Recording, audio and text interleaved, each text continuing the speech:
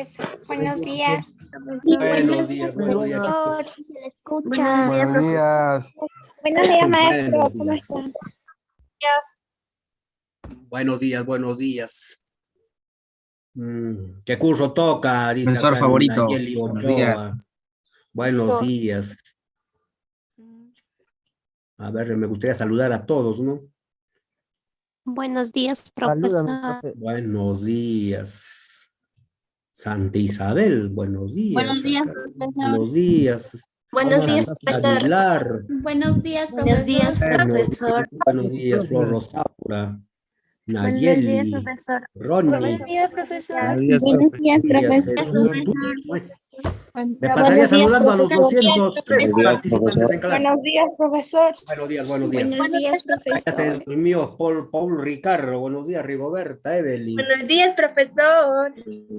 Buenos días, Giovanni Esther. Supongo que Buenos será días, Giovanni. profesor. Alina Rojas. Bueno, buenos días con todos, jóvenes y señoritas. Bueno, ya empezamos quizás de una manera un poco más ordenada, con 2 salones de CEPRE virtual, ¿no? Bueno, la situación está fea todavía, así que a seguir cuidándonos, ¿ya, chicos? ¿Cuánto nos gustaría estar así, ¿no? De manera presencial haciendo clases. Muy bien, Luis Miguel Guamani, justo iba a hablar de eso. Buenos días, Nilda Cóndor. Por favor, la interacción y todo lo demás lo vamos a hacer vía chat, ¿ya? Hay que evitar en lo posible usar el micrófono porque un poquito que distrae. Y también, por favor, los micrófonos, chicos, hay que mantenerlos apagados porque no va a ser que estemos escuchando sus intimidades ahí de casa, ¿no? O lo que sucede ahí, ¿no? Hay que tener mucho cuidado. ¿Está bien, chicos? Entonces, todo por el chat, ¿ya? A ver, voy a compartir pantalla. Acá está.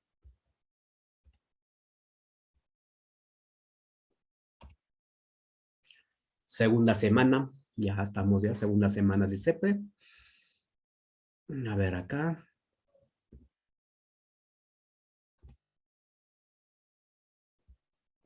Ya, acá está el chat. A ver, por el chat, confírmenme, chicos, si se logra ver. Ahí lo que estoy compartiendo es con ustedes, ¿no? Yes, sí, dice acá.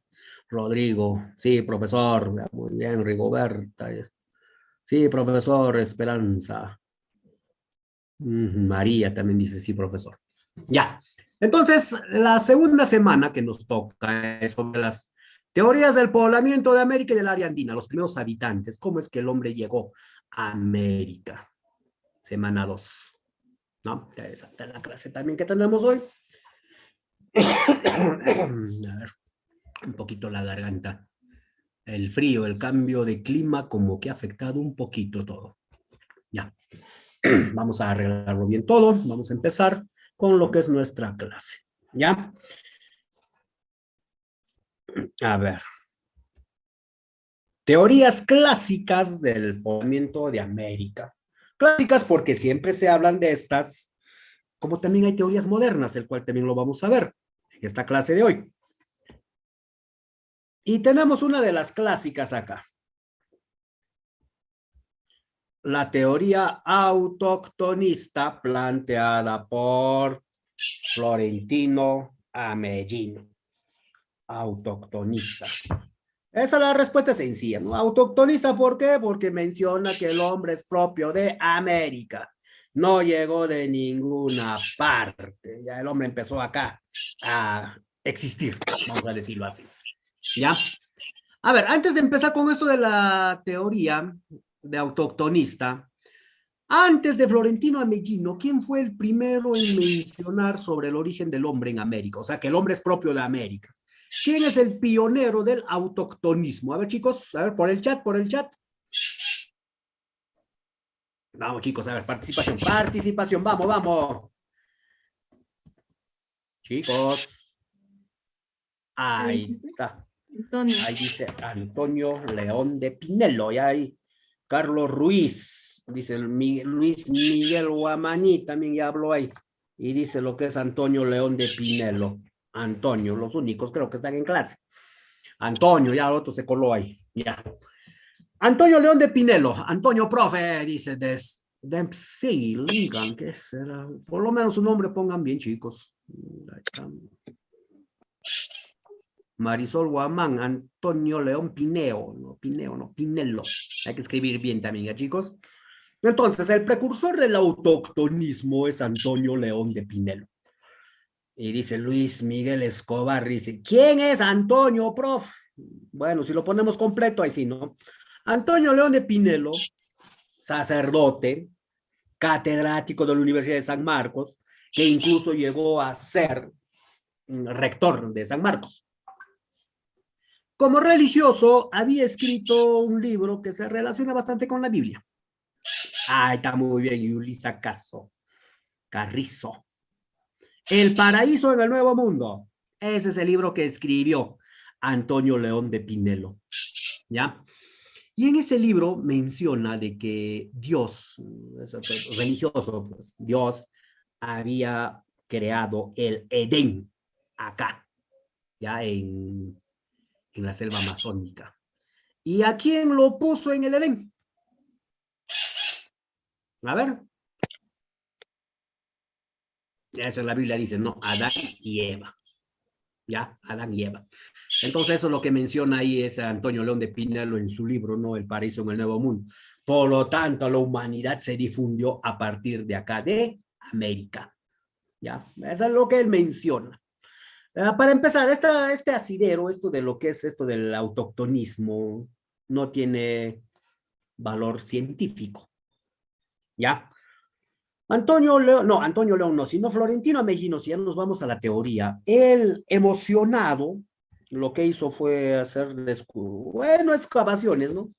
Y en esas excavaciones se encuentran restos óseos. Y él dijo, supuestamente estos son de homínidos, ¿ya? Y lo cataloga lo que es en el terciario. Y por lo tanto dice, no, que acá está el origen del hombre. Y como lo encontró en las pampas de Argentina, lo puso el Homo pampeanus. Jovencito lo lanza su teoría. Lo plantea en el Congreso Americanista en París en 1879. Ya siglo XIX todavía. Ahí es donde lo plantea todo esto. ¿Ya? Entonces, como que la gente lo creyó en parte, ¿no? ¿Ya? Al descubrimiento hecho esto por Ameghino, Florentino Ameghino, el Homo pampeanus, o el hombre de las pampas. Es Homo pampeanus, el hombre de las pampas. A ver acá, ya. Entonces, dice acá, esta teoría fue desterrada cuando Alex Haldrika, incluso acá Haldrika con Ameghino se conocieron. Los dos recorrieron territorio argentino y chileno haciendo excavaciones y se van a topar con un descubrimiento, lo que es en Chile, en Monteverde. ¿Ya? Eso de los estudios del hombre de Monteverde ya tiene años, ya tiene años. Pero da la casualidad que esos restos encontrados en Monteverde resultan ser de por lo menos 30.000 años de antigüedad. Y eso es más antiguo que el hombre de Piquimachay todavía, el hombre de Pacaycasa. Piquimachay, Pacaycasa. Aunque eso tenga el nombrecito, ¿no? Piquimachay, Pacaycasa. Profesor, ¿cuál es? Eso depende, ¿no? Piquimachay en su fase Ayacucho, Piquimachay en su fase agrícola. ¿Ya? A ver, alguien, por favor, su micrófono, hemos dicho, Miguel Ángel, creo. Ah, no, Miguel Ángel no. Se activó de otro. Ya, bueno, no lo alcancé a ver. Ya. Ya, entonces, ahí, por ejemplo, se ve sus estudios, incluso otros estudios que se hace en Brasil, pero ellos dos no participaron. El hombre de Lagoa Santa, el hombre de Piedra Furada, por ejemplo, que las evidencias datan de años posteriores a estos que estamos mencionando. ¿Ya? Entonces, los datos en historia, jóvenes, no son absolutos, son relativos. Por ahí podemos encontrar un huesito, un trozo de cerámica, ¿ya? Y eso ya prácticamente cambiaría lo que vendría a ser ya toda la historia, cosa que está pasando últimamente. Hay estudios, investigaciones que se están haciendo, pero todavía no son aceptadas por la comunidad científica. Y esos datos todavía, si es que han sido aceptados, tienen que ser incluidos en los textos de enseñanza. Mientras no haya eso, entonces hay que seguir con lo que está anteriormente, ¿ya? Por eso, a cualquier universidad que vayan, chicos, a postular, las preguntas que van a plantear en el caso de historia son estas que están establecidas en los textos aún. No te van a preguntar de cosas que están en discusión o en investigación. ¿Ya? Hay que tener presente eso. No vaya a ser que alguien diga, pero profesor, en tal academia ha dicho así, pero ya hay que ver la fuente, si está aceptada o no también. ¿Ya? A ver, parece que acá hay un micrófono encendido. María Elena. Ya está, ya apagó ya María Elena Rúa. Ya, muy bien, muy bien. Entonces, el que va a desechar la teoría de Ameghino va a ser Haldrika.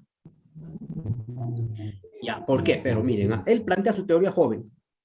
Y cuando empiezan a hacer los estudios de sus descubrimientos, resulta que esos huesos no son de homínidos, como él decía, sino son de animales. Hay propios del cuaternario incluso, de mastodontes. ¿Ya? Entonces resulta que esos no son de homínidos. ¿Ya? Así de simple. Y el hombre es propio del cuaternario, no del terciario, como planteaba en este caso Ameghino. Son del cuaternario. Y las mejores evidencias ya se estaban descubriendo lo que es en África. El caso de Lucy Australopithecus, uno de los más antiguos. Incluso había otros restos que se habían encontrado en otras partes del mundo también.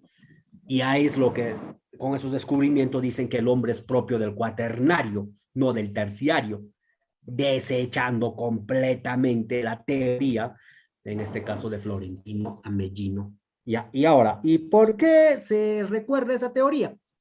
A ver, ¿por qué? ¿Por qué si esta teoría no tiene rigor científico?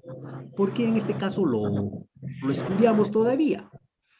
El caso es que es una primera, o es una iniciativa o las ganas de saber, ¿no? De dónde proviene el hombre, de dónde salió, por decirlo así, ¿ya?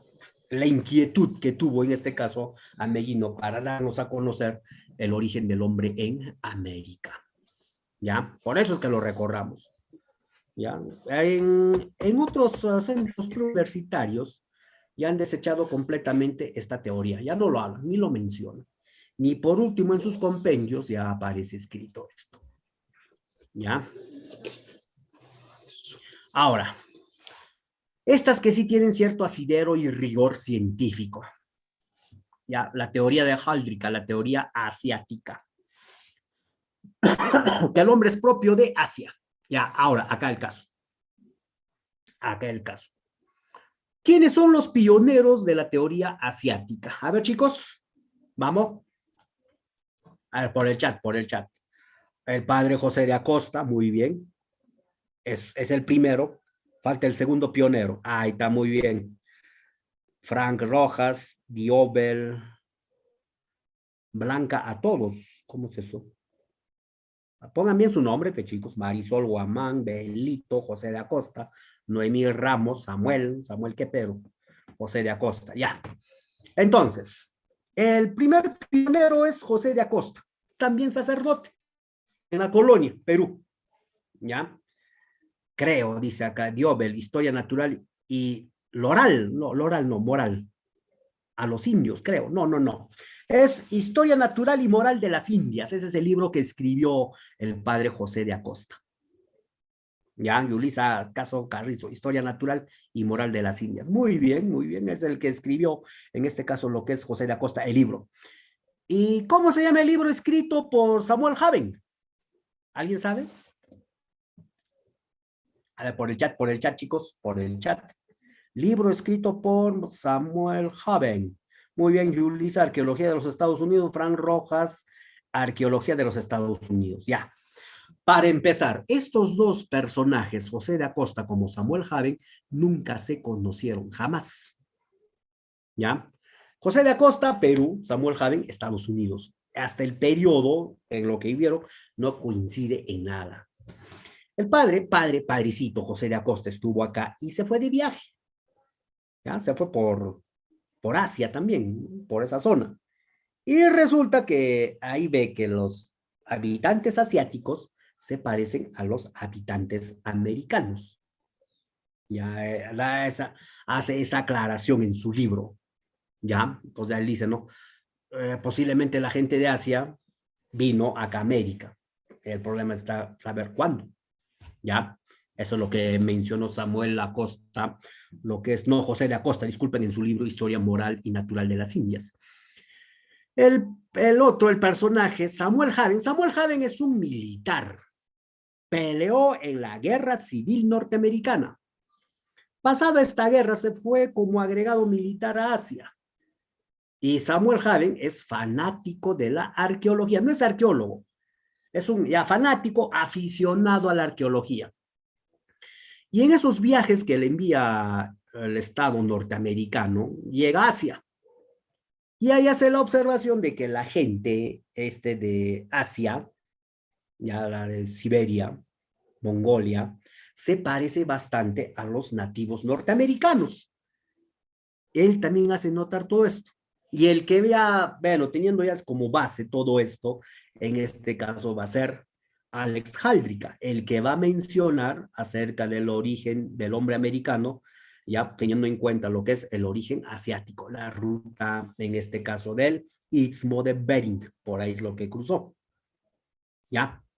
A ver, antes de esto, a ver, antes de entrar de lleno en lo que es a la teoría esta de la asiática, ¿en qué estado cultural llega el hombre a América? A ver, chicos y chicas, vamos. Claro que es un Homo sapiens sapiens el que llega acá, claro que sí, pero estamos hablando del estado cultural. A ver, ¿qué cosa sabía ese hombre? Ya más exacto, ¿no? Estado cultural del hombre que llega a América. ¿Cuál es el estado cultural? Vamos, chicos. A ver, el chat, no leo nada, nadie escribe. Claro que es cazador, ya muy bien, Ruth Angélica. Nómade, muy bien, Anthony Yomar. Pero más. Nómade sigue. A ver. Ser cazador, ser nómade, ¿propio de qué periodo es? A ver. Aunque falta, ¿no? Aunque falta. Nómade sigue acá. Ahí está, muy bien. Frank Rojas dice del Paleolítico. Prehistórico, claro que es prehistórico, ¿no? Porque no había escritura, pero enfocémonos lo que dice, ¿no? El Paleolítico. ¿Pero qué Paleolítico? ¿En qué fase del Paleolítico llega? Cuando el hombre es cazador, recolector y marisquero, como dice Lisbeth Flor. Gencho Jurado, supongo que será. A ver. Claro, pero completo. Paleolítico superior. Muy bien, Frank Rojas, Luis Miguel. El otro no logro verlo. Ya rapidito pasa todo esto. Entonces, el estado cultural en que llega el hombre a América es en el Paleolítico superior. Cazador, recolector, marisquero. Conoce el fuego, el arco y la flecha. ¿Ya? Hace pinturas rupestres. Ese es propio del Paleolítico superior. Ese hombre está llegando acá. Y si vamos a hablar qué espécimen, eso ya lo escribió alguien ahí. El Homo sapiens sapiens. El Cro-Magnon, ese es el que está llegando acá. América. Ya, por eso dice acá, los primeros pobladores de América habrían sido cazadores, paleomongoloides asiáticos. Ya, dice ahí, que ingresaron por el estrecho de Bering. Ojo, no es por el estrecho de Bering. En periodo geológico, miren, periodo geológico, el hombre está llegando a América. A ver.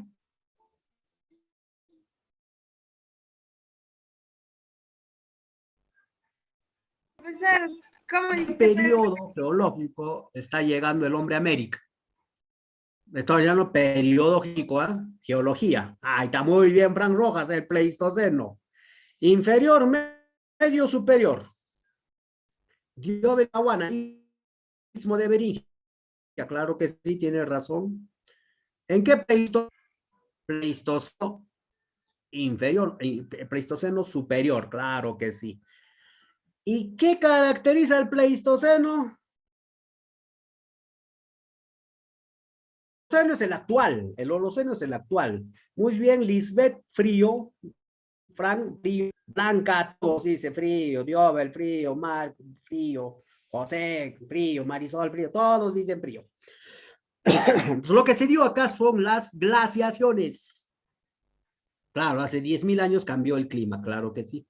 Hace 10.000 años entramos al Holoceno. ¿Ya? La glaciación de Wisconsin, claro que sí. El hombre cruza, teniendo en cuenta lo que es la teoría asiática, en la última era del hielo, que fueron 4, la de Nebraska, Kansas, Illinois, y el hombre cuando cruza, se está dando lo que es la 4ª glaciación, como dice Diobel, y Blanca Toros dice Wisconsin, ahí es lo que cruza. Entonces, ¿qué es lo que sucede acá? Ojo, si hablamos de un estrecho, si hablamos de estrecho, es cuando 2 masas de agua están separadas por agua.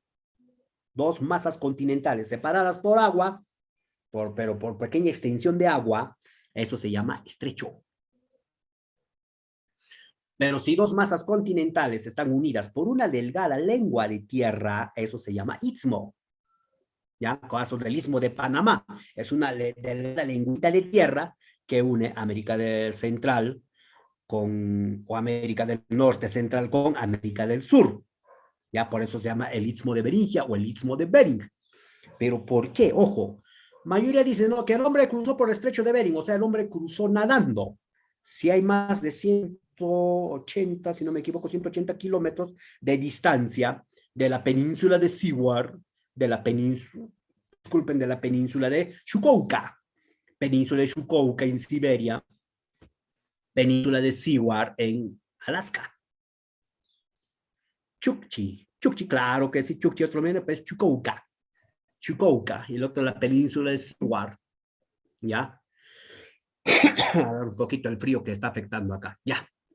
Entonces, cuando se está dando la última glaciación, el agua se concentra lo que son en bloques de hielo, eso que lo llaman glaciares. Y entonces, ¿qué sucede? Que el nivel del mar desciende, baja. Por eso, la península de Seward, la península de Chukotka, o también como dice Chukchi, Chukotka, estaba unida por tierra, que a eso lo llaman el istmo de Beringia. Dice acá, no fue por el istmo ya que se formó gracias a la glaciación. No es que cruzó por como alguna vez escuché, por un puente de hielo. No es así. No es así. ¿Ya? Era tierra firme, con bosques, con plantas y animales. ¿Ya? Que había temporadas ahí de un clima agradable para el hombre, tanto para animales, como también a veces cambiaba el clima. Ya se hacía frío, intolerante.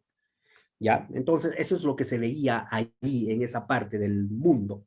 ¿Ya? Entonces, como era una delgada línea de tierra que unía lo que es Asia con América, el hombre cruzó por el istmo de Bering.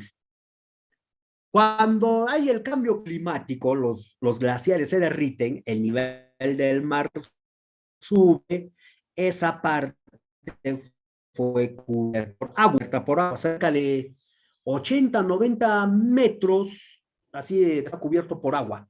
¿Ya? Esa ahora es el mar de Bering, así se le conoce. Y ahora como está separado esto por tierra, no por tierra, disculpen, por mar, entonces ahí se le llama recién estrecho. Pero si está tierra, ya, entonces por ahí es lo que cruzaron. Ya, ahora. ¿Y por qué cruzó el hombre? A ver, vamos. Claro, es la más acertada. No podríamos decir que es la más acertada. No podríamos decirlo. Ya, los datos en historia son relativos. A ver, ¿por qué está en contracortado tu audio, profesor? Dice acá Lina Rojas. Ahí está. Diobel dice, cazando su comida. Claro. En pocas palabras, ¿por qué el hombre cruzó? Ahí está, muy bien. Por las necesidades que tenía el hombre. Muy bien, Chantal. Cazando animales. Frank Esperanza estaba... no está otra cosa. Para cazando animales. necesidad. Claro, todo obedece a una necesidad. Y el hombre es cazador. En el Paleolítico superior el hombre es cazador, pero no un cazador especializado todavía. ¿Ya? Vamos a verlo eso más adelante. Entonces, como era una estrecha franja de territorio que une estos dos continentes, claro que va a cazar animales, ¿no? No va a cazar plantas, ¿no? Ya cazando animales, ya muy bien, como dice Marisol, tan santa, ¿no? Entonces, los animales tienen un ciclo migratorio. Se iban de Europa, de que estoy hablando, de Asia, hacia América, y de América volvía lo que es en este caso hacia Europa. O sea, un ciclo migratorio. Y hay animales que hasta el día de hoy todavía hacen ese ciclo migratorio, pero ya como que el mar los detiene, ¿no? Pero hay animales que se mueven de este a oeste, en las partes nortes, tanto de Asia como de América. Y cruzaban porque había el istmo, ¿ya? Entonces, ¿qué hacía el hombre? Perseguía o seguía a estos animales en su ciclo migratorio. Cuando se hacía benigno el clima, ¿no? O sea, soportable. Cuando empezaba a cambiar, tus animales también regresaban, y viceversa. Y el hombre que hacía también cruzaba detrás de estos animales. O sea, era un sigue y todo lo demás. ¿Ya? Por la aparición de mamíferos con gran tamaño como el mamut, claro, pues esa es la adaptación que hemos hablado, ¿no? Claro, uno, Rani Rocío Castro, un ciclo, profe, dice acá, wow, ya.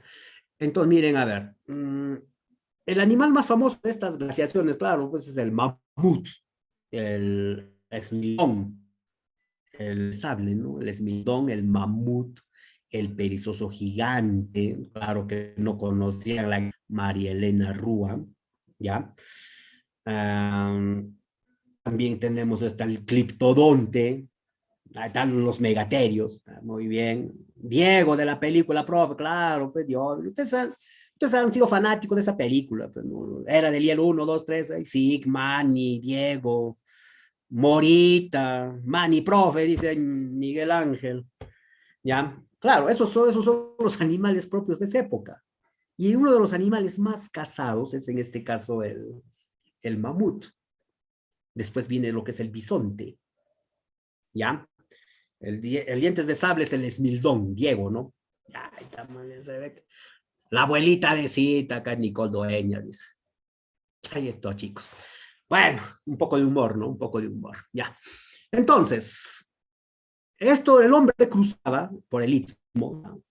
Siguiendo estos animales, por esto de la cacería, ¿ya? Y hubo ciertos grupos humanos que se fueron aventurando hacia el sur, ¿ya? Son pocos, son unos pocos grupos, ¿ya? No es que acá el hombre llegó y dijo, hoy mira un nuevo territorio, hay que explorarlo, no es así, sino que ciertos grupos se fueron asentando, ¿ya? O sea, quedándose una temporada más, y quizás también por esa curiosidad que es una naturaleza propia del ser humano, se fueron aventurando hacia el sur, va a bajar. En alguna ocasión, dice acá, vendo cuenta de Netflix, ya están haciendo un negocio acá, chicos, ya mucho cuidado, ¿ah? Lo que hacían, en este caso, lo que en algún momento escuché es que los hombres buscaban y seguían al sol, ¿ya? Buscaban, o sea, el calor del sol. Por eso esa parte está prácticamente cubierta por glaciares, buscaban en este caso algo de calor. Por eso dice que se fueron aventurando, pero acaba el caso. ¿Fue la única ruta esa del Istmo de Bering por la que llegaron los hombres a América? No, utilizaron otras rutas. La ruta de las islas Aleutianas y las islas Diómedes, las cuales están regadas, o otros también dicen irrigadas, por la corriente del Kuroshimo. Ya es una corriente submarina en lo que es el Pacífico Norte. Claro, de las Aleutianas, la corriente del Kuroshimo, pero con cada de kilo, Kuroshimo. Entonces, por ahí es lo que empezaron también a poblar América, ¿no? O sea, como un poblamiento de posta en posta, por isla en isla. Ya esto que partía incluso por la parte norte de Japón, que ahí está en este caso las islas del Kuroshimo, y de ahí llegar a América. Pero para esto el hombre ya tenía que saber lo que es la navegación, y eso ya son, ya, por decirlo así, ciclos más tarde, ¿ya? Pero el caso es que mayormente fue por el istmo de Bering. ¿Ya? Que ingresaron por el estrecho de Bering, no tanto así, sino por el istmo de Bering. ¿Ya? A fines de la glaciación de Wisconsin, la cuarta glaciación, el Pleistoceno superior o la era del hielo, como hace rato escribía, ¿no? La era del hielo 4 enseña más, profesor, dice, claro, toda película tiene parte de historia, pero hay que saber escoger también, ¿no? Pero no todas las películas te van a decir o te van a recrear como es, eso tenga que tener mucho cuidado, pero las películas enseñan, pues. Hay un trabajito que hice, ¿no? El cine y la historia, interesante. Ya, entonces, dice acá, las oleadas migratorias habrían ingresado por el Valle del Yukón, el río, por Alaska, Norteamérica, ya, para luego aventurarse hacia el sur, ya. Entonces, ahí está. Entonces, vemos el mapa. Principalmente, dice el hombre, proviene de la región de Mongolia, ya, Siberia. Profesor, ¿alguna peli que recomiendas para aprender historia? Hay bastante, pero no estamos para esto. Les voy a dar unas páginas ahí del canal de historia, ¿no? Por ejemplo, en YouTube hay para aprender bastante historia. Hay uno interesante, pero esto es otra historia, es un canal español interesante eso en YouTube, pero esta es otra historia. Así lleva el título, ¿eh? O si no, también Discovery Channel, claro que sí, eso sí te enseña bien, History Channel, Discovery Channel, ya, Science, pero aunque eso si lo escucharemos en castellano, excelente, ¿no? El canal de Discovery Science, canal de ciencia, ¿no? Ya, bueno, entonces, miren, a ver, acá vemos el mapa, cómo es que cruzó el hombre, ¿ya? Cómo es que llega, lo que es a esta parte del mundo, ¿no? A ver, seguimos. A ver, un clic acá. Ahí está. ¿Qué vemos acá? Dice rostros. El rostro de esta nativa asiática con estos rostros de los nativos acá amazónicos son parecidos. No vamos a decir que son idénticos, ¿no? Corea dice acá, son de los coreanos. Ojo, por si acaso los coreanos se parecen bastante a los peruanos, ¿ah? Pero a los oriundos peruanos, ¿ah?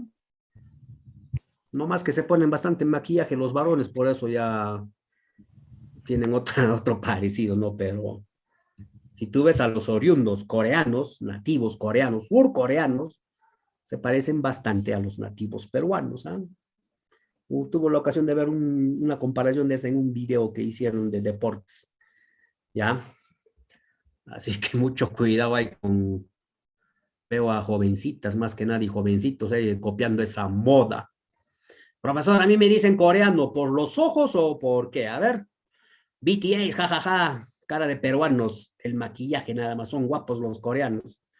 Si son asiáticos, se parecen a nosotros, entonces, esto, chicos, se parece que no hay autoestima. BTS, ¿no? Los coreanos son lindos, o sea, uno acá el peruano no es lindo, no es precioso, no es hermoso. Uy, qué falta de autoestima tenemos entonces. Claro, muy bien, Luis Miguel, cada quien con sus gustos. Yo soy guapo, claro, yo soy peruano, guapo, consuman producto peruano, ¿no? Somos lindos a nuestra manera. Ya, todos somos finos, muy bien. El faraón ya no metan a Love Shady, a Sexy Man, ya no, ya, pues chicos. Eso sí, ¿no? Cuando empezamos estas cosas así todos, ya. Mejor que los asiáticos, faraón. Sexy Man, ya. Esto, chicos, fanáticos de Sexy Man. Ya. Entonces, vamos, sigamos. Entonces, viendo estas imágenes, por ejemplo, de la coreana con los nativos americanos, hay parecidos. Un parecido en las facciones de la cara. ¿Ya? Claro, la teoría monorracial, claro que es Diobel. Monorracial, porque se habla de una sola raza. La teoría inmigracionista asiática, dice acá, se apoya básicamente en semejanzas antroposomáticas, la forma, los rasgos del cuerpo. Claro, la contundente es la mancha mongólica, como habla Frank y Yulisa. Entonces dice acá, entre hombres asiáticos y amerindios, cabellos lacios, oscuros. ¿Ya? Cabello lacio, oscuro. Ojos con pliegue mongólico, o sea, jaladitos, chinitos. Y somos así. Ya, la mayoría. La mayoría. Bueno, aunque ahora es a la raza pura, la americana, que es en este caso la cobriza, ya está desapareciendo prácticamente, ¿no? Era la mezcolanza con la raza europea, como que ya es otra raza, digamos así. Si tanto nos hemos mezclado en el Perú que no podemos hablar de una raza, sino ya una mezcla, lo que lo llaman híbridos, mestizos, ya no hay mestizos, ya no hay mestizos. Ahí está, muy bien. Joven, híbridos, ¿ya? Pómulos, esto de acá, anchos. ¿Ya? Por eso el maquillaje hace magia, pues chicos. Por eso hablo de los surcoreanos también, ¿ya? Los pómulos, ¿ya? Dientes en forma de pala, acá, adelante, ¿ya? Y también lo que es en este caso la escasa pilosidad. No hay barba, no hay barba. La raza americana no tiene barba, la raza europea sí, ¿ya? Entonces hay una mezcolanza. A ver, ¿qué más? Dientes en forma de pala, señaló la famosa mancha, también señaló la famosa mancha mongólica. Esta que todo niño nace o tiene al momento de nacer, su mancha mongólica. Mi papá tiene barba, claro, ya no somos una raza pura, pues estaba diciendo hace rato. Claro que sí, Diobel, eso con el tiempo desaparece lo que es la mancha mongólica. Ya desaparece. Hay algunos que tienen, hasta así, hasta su edad adulta, lo mantienen todavía, como en el otro salón decían, profesor, ya me había asustado, pensé que tenía cáncer, no es eso, esa es la mancha mongólica, en algunos se queda, es una mancha verduzca, es como si los hubiesen golpeado a estos recién nacidos, a estos niños, a estos bebitos, ¿ya? No, dice, no, profesor, la agarraron en las piernitas y ¡zas! Para que el llanto, ¿no? No, no es eso, no es eso, todos nacen con esa mancha. O quizás yendo a cuestiones un poco ya así ya religiosas, dicen, ¿no? No, es que esta criatura va a ser malcriada, pecadora y todo lo demás. Por eso Diosito ya la ha castigado. Bueno, eso no vamos a entrar en esos detalles, pues. Claro que sí, eso aparece más que nada en los bebés, pero según van creciendo, esa mancha va desapareciendo. ¿Ya? Por eso dice acá, una pigmentación verdosa congénita, o sea, ya está en otros genes, que tienen los asiáticos indígenas americanos al nacer y que desaparece con el paso de los años. Halrica era partidario de la teoría monorracial del poblamiento de América. Según él, entre los indios de América, mayas, quechuas y patagones, dice acá, hay un conjunto de caracteres comunes que sugieren un origen común. Por eso dice la mancha mongólica es peripacífica. O sea, en los pueblos de la cuenca del Pacífico, mayoría nace con esa manchita. Ya, es una crítica que le hacen también. Ya. Wow, ya están hablando del cáncer acá ya, chicos. Uy, uy, uy. Ya, bueno. Hay un conjunto de caracteres comunes que sugieren como un general, dice acá, este aire de familia se debería a que todos descienden de un tronco común, el asiático mongoloide. Por eso, en este caso, es la teoría monorracial. Ahora tenemos al otro personaje acá. A ver, acá sí te lo pongo ya. A Paul Rivet, la teoría oceánica. Refuta la teoría monorracial de Halrica. Ahí está, muy bien. Acepta la llegada del hombre por el estrecho de Bering, pero eso hay que corregirlo. ¿eh? Ahora es estrecho, sino que el hombre cruza por el istmo de Bering. Pero además añade la otra ruta, la oceánica. O sea, ¿qué quiere decir eso? Por la corriente norecuatorial. Te faltó otro Diobel, lo que es la corriente surecuatorial. Son dos corrientes marinas, la que va a usar el hombre para llegar a América. Claro que la surecuatorial es la corriente de Humboldt. Muy bien. Y la corriente norecuatorial es esta, por ejemplo, la corriente de California. ¿Ya? Entonces, los que van a llegar acá, esta es ya la plurirracial, porque son dos razas que van a llegar acá. Están los melanésicos y los polinesios. Los polinesios van a utilizar la corriente surecuatorial. Los melanesios, la corriente norecuatorial. ¿Ya? Los melanesios llegan a Centroamérica, claro que sí, haciendo uso de la corriente norecuatorial. Los polinesios llegan a América del Sur haciendo uso de la corriente surecuatorial, lo que es la corriente de Humboldt.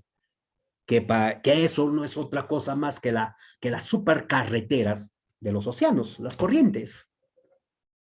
Entonces hacen uso de estas corrientes para llegar. Pero acá vendríamos a preguntar, ¿y por qué el hombre cruzó el Océano Pacífico? A ver, chicos, llegaron hace unos 20.000 años.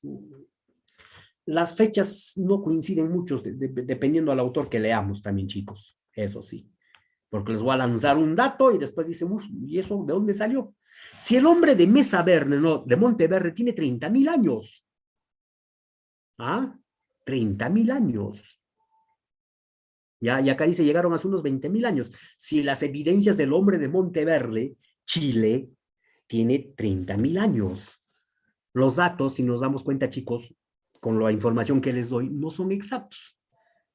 Varían. ¿Ya? Por eso digo, los datos en historia son relativos. Lo que sí se conoce, eso es lo que se pregunta, se desarrolla, se hace, se investiga. Entonces, a ver acá. ¿Por qué el hombre cruzó el Océano Pacífico? Llegaron para obtener comida, recursos, para sobrevivir años cambios de clima. No tanto, Joel, Javier Palomino. A ver, ¿por qué sería? ¿Por qué cruzó? Vamos, chicos. Ahí está muy bien, John, Dilbert, curiosidad. Fran Rojas, no sé, dice Blanca todos, curiosidad. Claro, curiosidad. Ese es el caso, curiosidad. Si vamos a hablar por el estrecho de Bering o el istmo de Bering es por necesidad.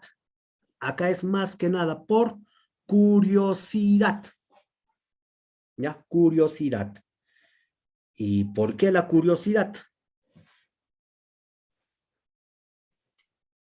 A ver, chicos, a ver. Falta de alimentos, no. A ver, un ratito voy a tomar mi vitamina.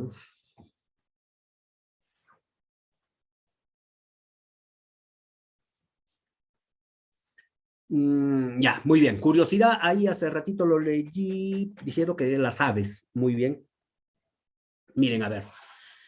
El veneno, ¿qué tiene que ver el veneno acá? Ya llegó mi mondongo, dicen estos chicos. Nada, son mis vitaminas que estoy tomando, chicos. Ya. Miren, a ver.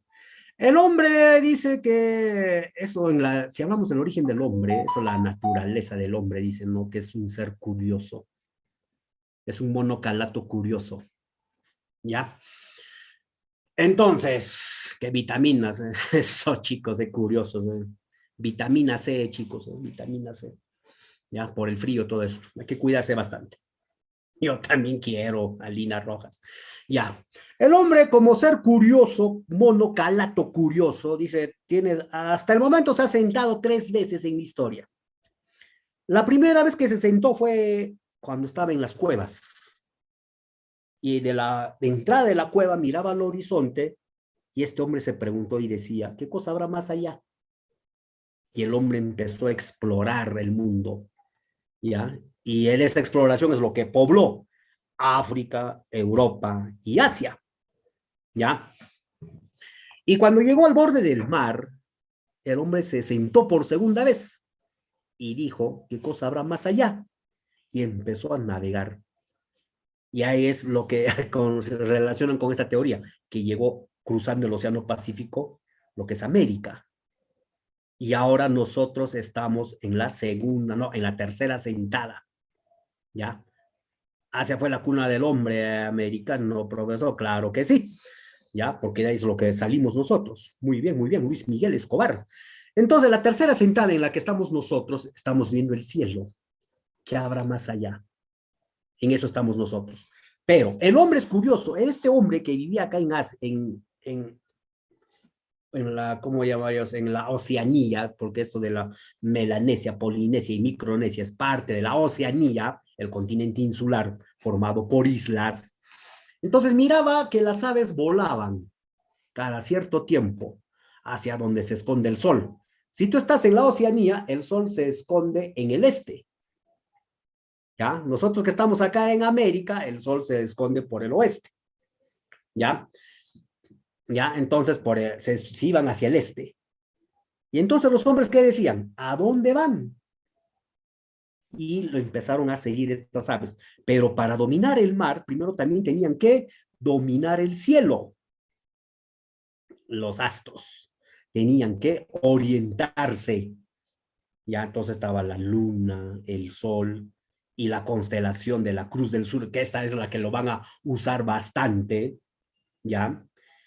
Y con eso es lo que van a empezar a explorar, ¿ya? Ahí están las canoas con balancín, claro, estos eran buenos navegantes, y para navegar había que ser un experto en la época.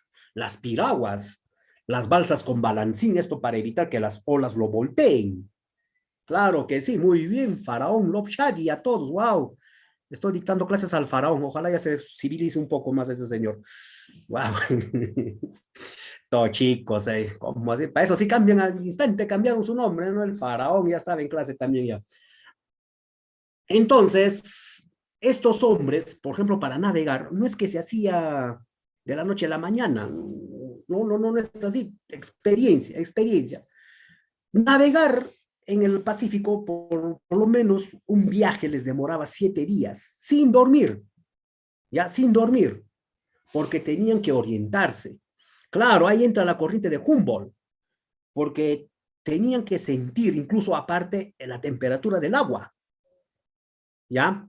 Y si el agua se ponía fría, quiere decir, o si el agua estaba fría, quería decir que estaban en la corriente. Y si el agua se cambiaba de temperatura, se ponía un poco más caliente, eso decía que se habían salido de la corriente, porque la corriente es lo que los arrastra, lo que los lleva, ¿ya? Entonces, para eso, por lo menos 7 días, tocando el agua, que esté fría, ¿ya? Ya, que esté fría. Después sentir el olor de las islas. Cada isla tiene un olor. Aparte de tocar el agua, probar el agua, porque el agua que rodea a cada isla tiene un gusto distinto. Y así los hombres, siguiendo a las aves, de a poco iban explorando el Pacífico, siguiendo la corriente. Iban y regresaban, iban y regresaban. Entonces allí se demora tiempo, además la esperanza de vida no era mucha en la época, ¿no? Ahora podemos ver hombres de 80, 90 años, en la época no. 30 años y era un hombre maduro ya, por decirlo así. ¿Ya? Entonces eso tenía que enseñarse a los hombres de generación en generación. Por eso acá dice que el Pacífico demoraron en cruzarlo 10.000 años hasta establecer la ruta. Una vez ya conocida lo que es la ruta, ahí es lo que ya empezaron a llegar. Por eso de los polinesios van a llegar hasta la isla de Pascua. Y de la isla de Pascua es lo que van a llegar a Chile, a la región central de Chile. ¿Ya? Y de allí también van a seguir la corriente y quizás también llegaron a las costas peruanas. Y como el hombre llegó, también regresó también haciendo uso de la corriente surecuatorial, la corriente de Humboldt, ¿ya? Ese viaje por lo menos te dura 100 días, ¿ya? 100 días de ida, 100 días de vuelta, y eso si es que no te pasa nada, ¿no? Si no sufres algún percance. Ya, ese es el viaje que hacían estos hombres, ¿ya? Y lo demostraron. Thor Heyerdahl, el inca gringo, el noruego, este hombre enamorado de los océanos. Tanto era el amor por el océano que dio la vida, aunque este ni sabía nadar, ¿no? Pero claro, el Kon-Tiki, ¿ya? La expedición del Kon-Tiki, la expedición del Rapa Nui, la expedición de Ra-1, Ra-2, pero la que sí se llevó la fama fue la del Kon-Tiki, esta que empezó en el Callao, acá en el Perú. Soltaron la balsa que habían construido con materiales naturales y en 100 días, arrastrado por la corriente de Humboldt, van a llegar a la Polinesia, probándose en parte la teoría. Pero el viaje de retorno, que era el Rapa Nui, esa sí fracasó. Claro, 1947, ahí cuando se conoció con el presidente José Luis Bustamante Rivero, el que le financió el viaje. ¿Ya? Ese de expedición. La National Geographic a Thor Heyerdahl lo rechazó, su teoría. Él dijo, nosotros no te vamos a financiar tu suicidio. Por eso es que viene acá el Perú. Y después la National Geographic le está pagando dinero para que hagan las publicaciones de su aventura que había hecho ahí, reconocido a nivel mundial. El caso de Thor Heyerdahl, un gran personaje. ¿Ya? Entonces, los que van a, claro, se separa de la esposa, ¿no? Entonces, acá, acá lo que llegan a América del Sur son los polinesios, los melanesios a Centroamérica, no se olviden eso. ¿Ya? Entonces, a ver acá, un ratito acá. Según Rivet, habrían llegado a América Central desde allí. Se dispersaron, sus argumentos son antropológicos, semejanzas óseas, sanguíneas, entre los melanesios y los hombres del Agua Santa, Brasil. Antiguos cazadores que habitaron Brasil hace unos 6.000 años. Esa es la otra parte que está tomando. Etnográficos, costumbres rituales comunes entre tribus melanésicas, amazónicas, por ejemplo, la cacería de cabezas trofeo, ya que acá en nuestra Amazonía también se practica. La mutilación de las falanges en señal de duelo, sacarse los dedos. Si un pariente tuyo moría, te sacabas. ¿Ya? Eso era como acompañar el duelo. Hasta ahora existe eso. Culturales, el uso de hamacas, mosquiteros, porras, estrellas, tambores de madera, puentes colgantes. Eso es lo que va a dar como prueba. Lingüísticos, semejanzas entre vocablos melanésicos entre los indios Oca de Norteamérica. Esa es la otra parte que va a dar prueba, ¿no? Y acá lo que hablamos de Thor Heyerdahl. ¿Y pero por qué Thor Heyerdahl plantea esa teoría del Kon-Tiki? Thor Heyerdahl, enamorado de la arqueología, son un antropólogo en sí también, ya, lo que hizo fue en este caso vivir buen tiempo lo que es en las Islas Fatuiva, ya, en las Islas Fatuiva, y ahí escuchó la historia de Tiki. ¿Y quién era Tiki? ¿Ah? A ver, un ratito acá, un ratito, chicos, espérenme. Tiki era un dios que había aparecido por donde se esconde el sol. Ese era Tiki, ¿ya? Y ahí le contaban la historia de Tiki. Este hombre que había llegado ahí por donde se esconde el sol, ¿ya? Y ese dios existió, ¿sí? Sí existió. A ver acá. Ese dios tenía nombre, vivió. El dios Tiki, profesor, era el sol. Era el dios que había salido por donde se esconde el sol. Y ese tiene nombre. Es peruano. Este es Tupac Inca Yupanqui. Es, claro, el Inca, pues, el Inca marinero. Tupac Inca Yupanqui. Este Inca que se había aliado con los chinchas. Y los chinchas son grandes navegantes. Se dice que mandó a construir cerca de 10.000 balsas y se aventuró por el mar. Hay crónicas que mencionan y hay estudios que dicen que su viaje duró cerca de 3 años. Y aparece, o sea, cuando el sol se está escondiendo, él está apareciendo en esta parte del mundo, ¿no? En la Oceanía. ¿Ya? Y ahí lo reciben como un dios.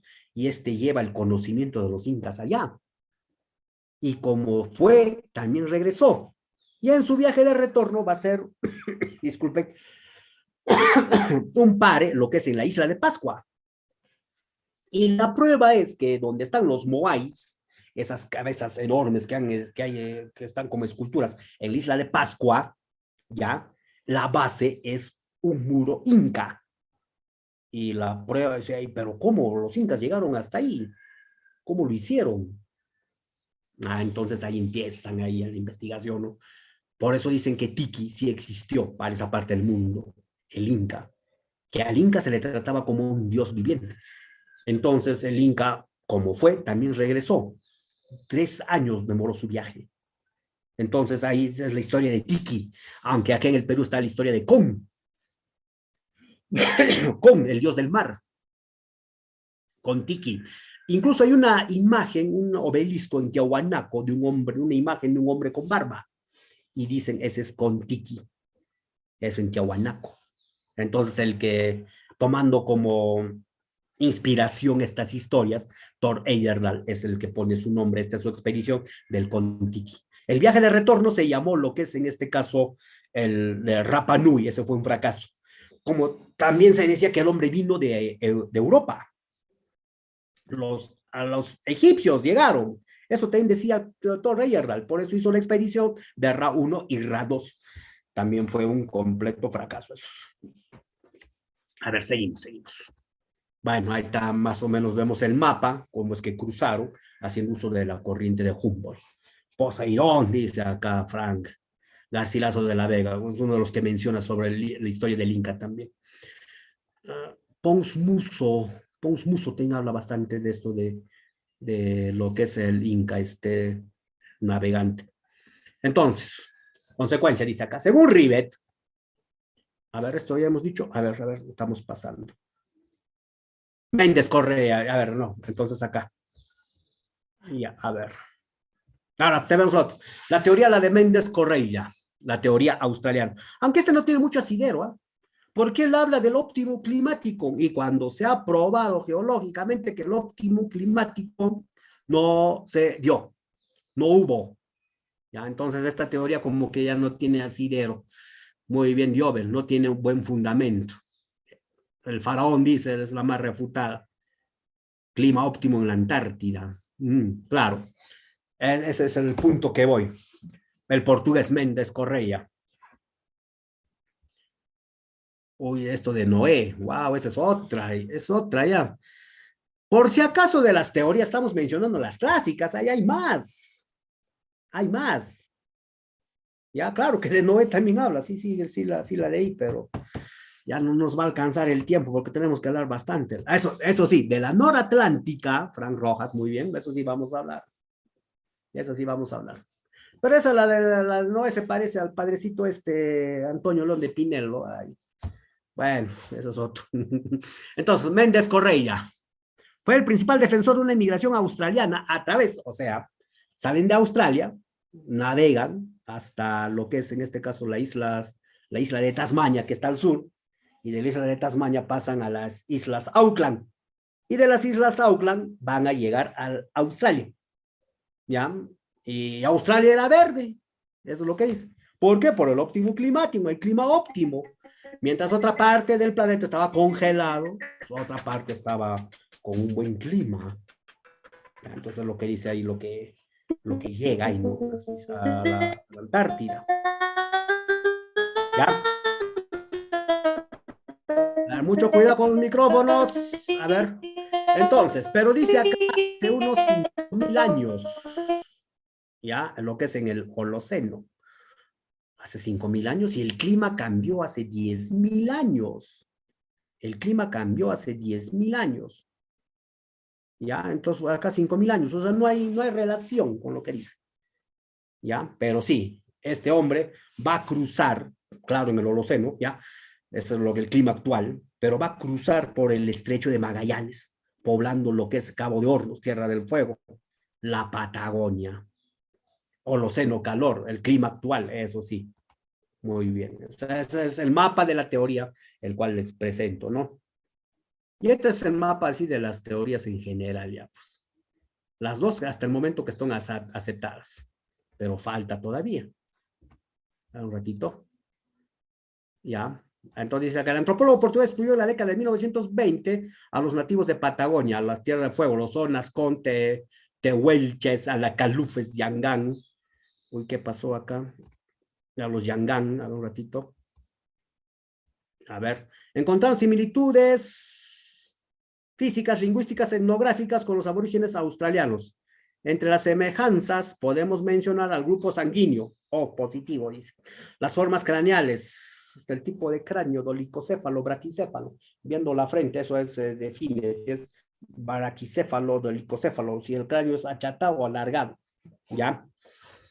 Resistencia al frío, palabras comunes, uno de los uso de mantos de piel, chozas en forma de colmena, uso del boomerang, también merece mención el zumbador, ya, pruebas culturales no hay mucho acá, que dice acá el zumbador o chiringa, instrumento musical de uso ritual. Boomerang en América, no hay evidencia de boomerang, pero él sí lo plantea, ya, algo idéntico entre ambas regiones, dice. Yo, a ver, muy bien. Las nuevas teorías. Esta es la noratlántica. La teoría noratlántica planteada por Bruce Bradley y Dennis Stanford. Ahí me faltó poner Dennis Stanford, la noratlántica. Y esta teoría ya como que tiene cierto asidero científico y hacen preguntas en lo que es en exámenes de San Marcos. Ya han hecho unas preguntitas sobre esta. Y acá la de Bruce Bradley y Dennis Stanford, la noratlántica. América fue poblada por el Atlántico Norte. Como también el norte estaba congelado, había hielo que comunicaba América del Norte con Europa. Entonces el hombre, dice, navegó siguiendo esa línea de los glaciares en el mar del norte, en este caso diríamos del Atlántico Norte. Y en ese su viaje encontraba alimento del cual alimentarse, redundando, focas, estas cosas, aves, ¿no? Y de esa manera, con ese viaje es lo que va a llegar a América. Y como llegó, también regresó. Y la evidencia más contundente, estos son los instrumentos de piedra que van a encontrar. Las puntas de flecha y de lanza. La punta, ¿cómo se llama esta? Las puntas solutrense de Europa con las puntas Clovis de América del Norte. Y una evidencia todavía, esto es del hombre de Kennewick, un hombre con rasgos europeos en América del Norte. ¿Ya? Ese es el punto. Entonces, dice acá, navegantes de raza caucásica y de industria lítica solutrense, europea, habrían cruzado el Atlántico para arribar a las costas orientales norteamericanas. Bradley se basa en esqueletos humanos, el hombre de Kennewick y el hombre de las cavernas del espíritu, y puntas líticas de Meandorcroft, o que son las puntas Clovis, encontradas en el este de Estados Unidos. Se asemejan sorprendentemente a los europeos del Pleistoceno tardío. O sea que el hombre también llegó por esa parte. Si hablamos del Pleistoceno tardío, estamos hablando de la última glaciación. Ya. Entonces dice acá, las tradiciones líticas confirmadas más antiguas de América corresponden a las puntas Clovis, es en América del Norte, 11.000 años. El hombre de Folsom, 9.000 años en Estados Unidos. Las puntas Clovis, aparte, fueron encontradas en Nuevo México, ya al interior del continente. Puntas pequeñas, ya simétricas, con doble filo, ya. Muy filudas, ahí dice también eso, ¿no? Realmente mortíferas para lo que cazaban en la época, el mamut. Y lo van a hacer mucho más pequeñas cuando el mamut desaparece para cazar lo que es ya al bisonte.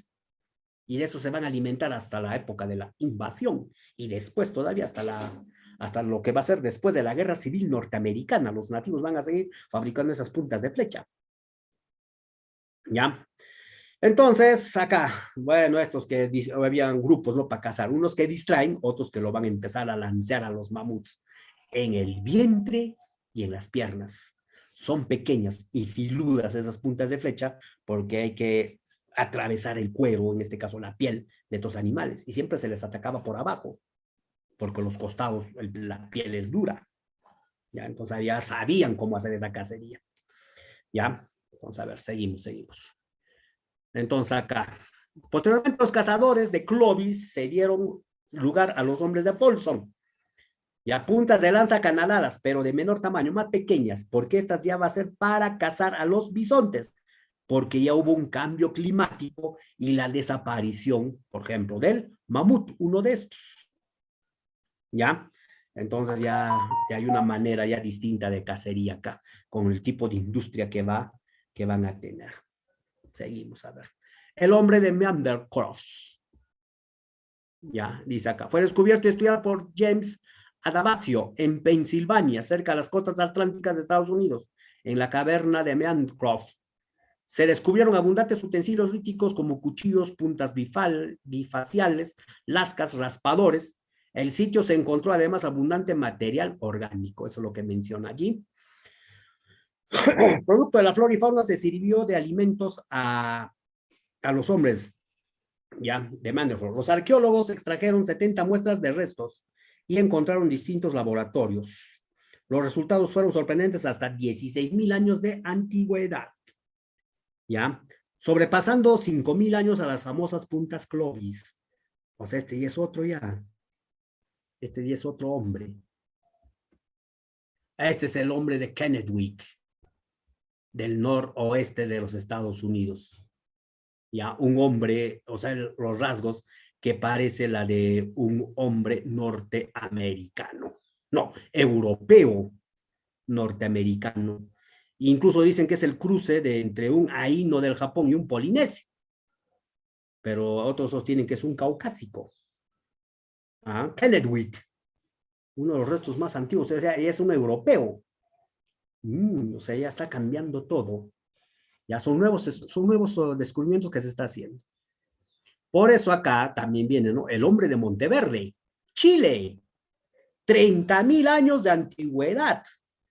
Cuando están lanzando otro también, 13.000 años, 13.000, 30.000 años. Cuando acá en Piquimachay lo han puesto 12.000 años, o sea, 1.000 años más antiguo que Piquimachay. Y eso si no hablamos del hombre de Lagoa Santa, de Piedra Purada, Brasil, que también es antiguo. El hombre de Taima, Venezuela, 11.000 años. Entonces, ¿esto qué demuestra? Que América fue poblada por varias rutas. ¿Ya? Varias rutas. ¿Ya? Esto cuando se somete al carbono 14 da 13.000 años. Pero cuando se excavó más en esa cueva, los restos orgánicos dan una datación de lo que es, en este caso, de unos 30.000 años. Se parece al rostro de los incas. Claro, dice que los incas eran de raza blanca y no hablaban quechua ni aymara, sino puquina. Ya ese es otro caso para estudiarlo. Comentario final, dice que el hallazgo 13.000 años había causado 23.000 años. Eso de estos hombres de acá, de Kennewick. Ahora, a estos de acá, lo que vinimos también. Primeros pobladores del Perú, características generales. Si hablamos del periodo lítico, periodo arcaico, ya, eso nos estamos refiriendo a la periodificación que hizo Lumbreras, ya. Ya, Lumbreras, ese es el que ha hecho esta periodificación. Son más, después de acá viene el formativo, ya, después de acá viene el formativo. Ya, el otro que hizo esta otra periodificación fue en este caso, este personaje de lo que es John Rowe, que al periodo lítico lo llama el precerámico, y al arcaico inferior el periodo inicial. Ese es el nombre que lo pone. Pero para hacer un estudio más detallado, ya, al periodo de lo que es el arcaico inferior, lo van a dividir en dos, arcaico inferior y arcaico superior. Entonces sería el periodo lítico, el paleolítico, para entenderlo, para en este caso enfocarnos en el tema, y lo que es en este caso al arcaico inferior, el mesolítico, y el arcaico superior, lo que sería el neolítico. Y para ubicarnos mejor todavía, vamos a hablar de este punto, ¿no? De lo que es la economía. En el periodo lítico, paleolítico, economía parasitaria. El hombre es un depredador, aunque a muchos no les gusta utilizar el término esto de economía parasitaria. Pero ¿a qué se refiere? De que el hombre coge los alimentos de una determinada área hasta acabarlos y después de ahí se retira. Caza por cazar. Recolecta por recolectar. Animal que se le cruza, animal que lo caza, que se lo come. ¿Ya? Planta que encuentra, planta que se lo come. Simple. No está viendo si está maduro, verde, nada. Animal que se lo cruza, no está viendo si es cría, pequeño, grande, nada. Igual se lo come. No hay pesca. Lo que sí practica es el marisqueo. En el periodo lítico, en el periodo del arcaico superior o el mesolítico. De la recolección nace la horticultura. De la caza, el pastoreo. Y ahí, por la industria microlítica, nace lo que es la pesca. Eso ya hemos hablado. Y en el arcaico superior, que es el neolítico, acá es que se va a dar en el Perú caso de que Caral, está ya el surgimiento de la agricultura y la ganadería. Pero la secuencia es esta, de la recolección, la horticultura, y de la horticultura a la agricultura. Esa es la secuencia. Aunque algunos no dicen que se debe llamar horticultura, sino agricultura incipiente. Otros dicen no debe llamarse pastoreo, sino lo que es pastoreo inicial o incipiente. ¿Ya? A ver acá un poquito, no veo acá, dice, la ganadería y la pesca también, profesor, ¿en qué pero? A ver, hay cositas acá. Ya. Entonces, ¿cómo estaban organizados en el paleolítico, periodo lítico? En bandas, y en el arcaico superior surge lo que es el Ayllu. Aparecen las jefaturas en el periodo lítico, o sea, el jefe. Después aparecen las tribus, y después en el neolítico, los estados prístinos, las primeras formas de estado. El hombre en el periodo lítico vive en cavernas, nómade. En el periodo arcaico inferior, chozas de material vegetal, seminómade. Y lo que es en el arcaico superior o el neolítico, sedentario, arquitectura monumental, piedra y barro. ¿Ya? Se cubre en el paleolítico con pieles de animales y en el neolítico ya surge lo que es la textilería, la cestería. ¿Ya? La cerámica todavía no aparece acá. ¿Ya? La cerámica, no se olviden esto, la cerámica es lo que da el toque de civilización. ¿Ya? A ver, ¿qué más? ¿Qué es el ayo? El ayo es la familia. A ver, pieles de animales, a ver, pinturas rupestres, claro que sí, paleolítico inferior, periodolítico, paleolítico, aparece la música y donde se va a desarrollar más es en el neolítico y eso en el mesolítico, pero las aldeas, claro que sí, en el mesolítico o en el arcaico inferior. Y en el arcaico superior, los centros ceremoniales, esculturas de barro, murales polícromos. Aparte, acá a ver, arcaico inferior, no, arcaico superior, aparecen, ya son sedentarios, aparece la teocracia, los centros ceremoniales, el ayllu, aparece o se da el conocimiento astronómico, si hay astronomía, aparece lo que es los calendarios agrícolas, ¿ya? ¿Qué más a ver acá? Ahí está, me olvidaba. La textilería de algodón en el periodo del arcaico superior, en el neolítico. Leyendo, quien sea puede, ¿no? No estoy basando de lo que tengo que tener mis resúmenes aparte, jóvenes, estoy ampliando lo que está escrito en las diapositivas, pero jóvenes, no sean malos también. Y otro punto importante acá, el trueque. Ahí está muy bien, el trueque. En el arcaico superior, el trueque. ¿Ya? El trueque en el arcaico superior. Incluso el culto al fuego. ¿Y dónde se va a dar el culto al fuego? Va a ser principalmente en Caral. Ya, no se olviden esos puntitos, ¿ah? Ahora empezamos. Periodo lítico, nómade. Acá tenemos estos hombres, pues. Al de Piquimachay en Ayacucho. Chivateros o Chillón, norte de Lima. Toquepala o Cuevas del Diablo o Diablo Machay en Tacna. Faiján en La Libertad. Pachitopala. Pacaicasa dicen, ¿no? Otros dicen Pacaicasa, otros dicen Piquimachay. Pichito Lara, no, Pichito Pala, esa mnemotecnia que han hecho en San Marcos, ¿no? Ya, miren, a ver, Piquimachay, pero ese es en su fase Ayacucho. Y hay Piquimachay en su fase agrícola. Ya, eso hay que leerlo bastante también, porque esto del hombre de Piquimachay está muy cuestionado, ¿ah? No están aceptándolo. Ahora dicen, no, Piquimachay no es el habitante más antiguo, sino es el hombre de Chivateros. Si no me equivoco, Chivateros, nada, ni Chivateros. Si no es el hombre de, acá está. Guitarrero, no Chivateros. Guitarrero es el que están ya queriendo que sea el más antiguo. Pero ¿por qué dicen guitarrero? Guitarrero en su fase 1. Guitarrero tiene 4 fases de ocupación. Y la primera fase de ocupación de Guitarrero, dice, es la más antigua, ya no es Piquimachay. Pacaicasa. Todo el sitio arqueológico se llama Pacaicasa. Piquimachay es la cueva. Ya, por eso hay un poquito de confusión en estos puntos de acá. Entonces, Richard McNich, ¿qué cosa van a encontrar en Piquimachay? Artefactos líticos más antiguos del Perú. Herramientas de piedra, toscamente talladas. Y otros dicen, no, esos son eolitos. El hombre no hizo herramientas. Sí hizo, ahí está, pero al costado hay huesos. ¿De qué? De un esmildón. O sea, se lo comió al tigre dientes de sable. Y cuando dicen, no fue así. Ese tigre murió de manera natural. Y esas herramientas de piedra son eolitos. Pero aún así, se dice que es la primera huella humana en el Perú. No hay ningún resto óseo, solamente esos núcleos de piedra toscamente tallados al costado de huesos de esmildón. McNich lo va a dar una fecha de 20.000 años. La garganta, 20.000 años de antigüedad, para lo cual utilizó el método estratigráfico. ¿Ya?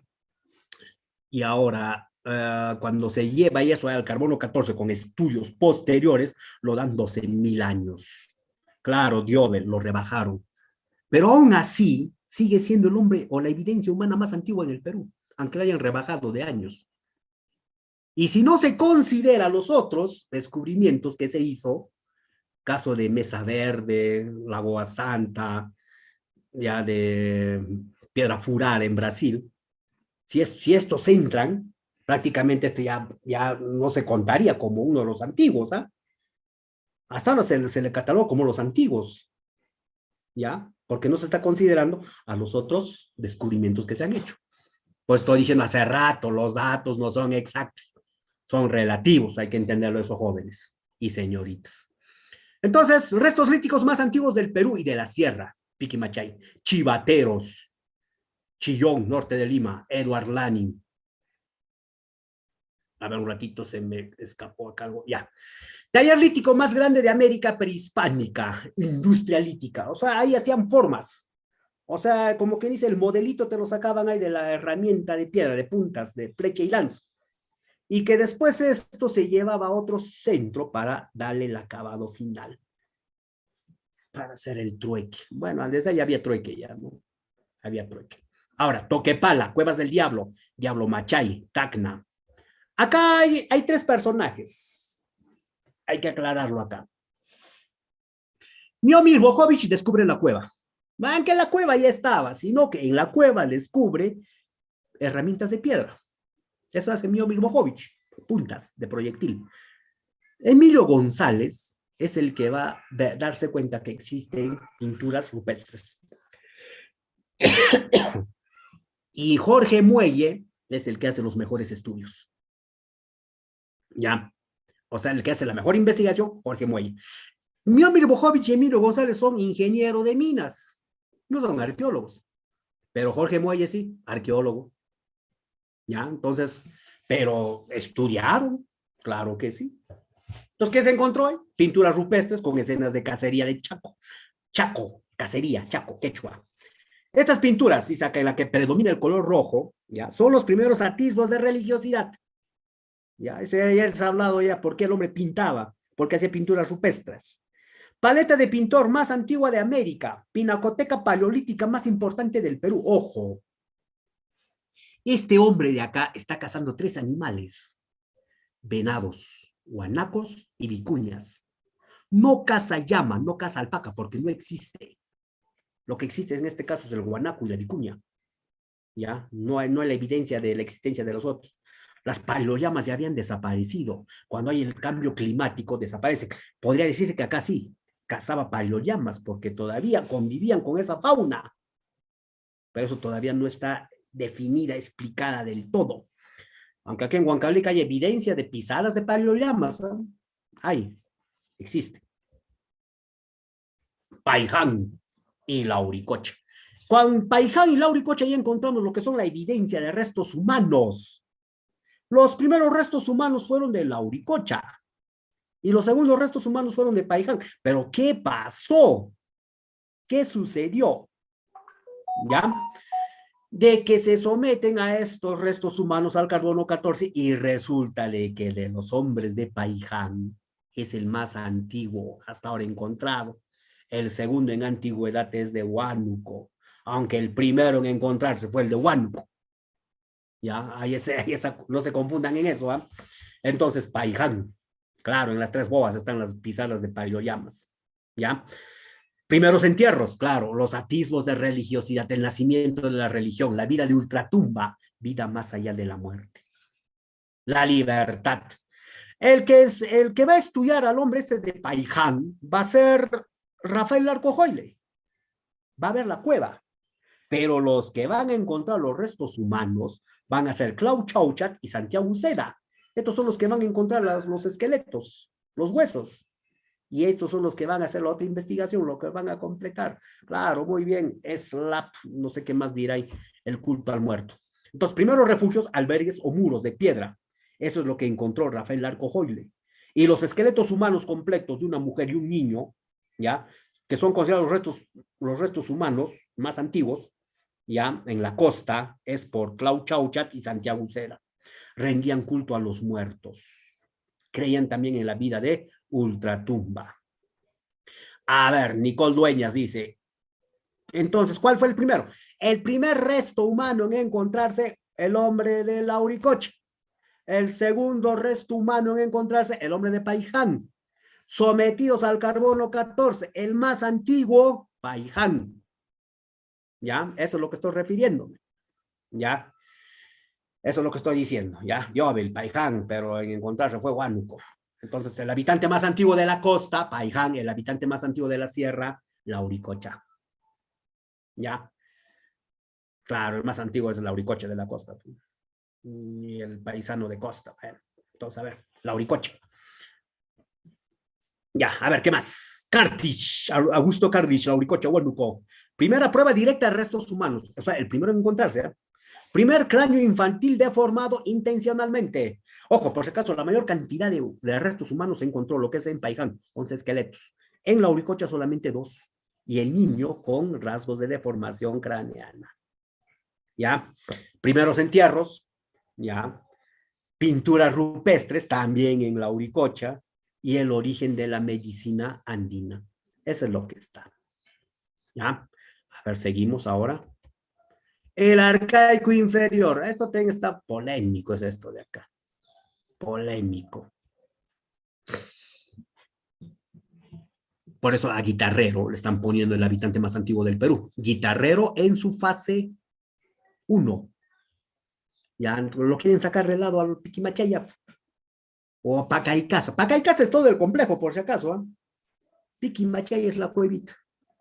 Ya, y hay evidencia. También hay. Bueno, eso un poquito hay que coincidir con los otros docentes también, lo que ponemos, Pacaicasa o Piquimachay, porque a veces confunde también, ¿no? Pacaicasa en su fase Ayacucho, no, Piquimachay en su fase Ayacucho y Piquimachay en su fase agrícola.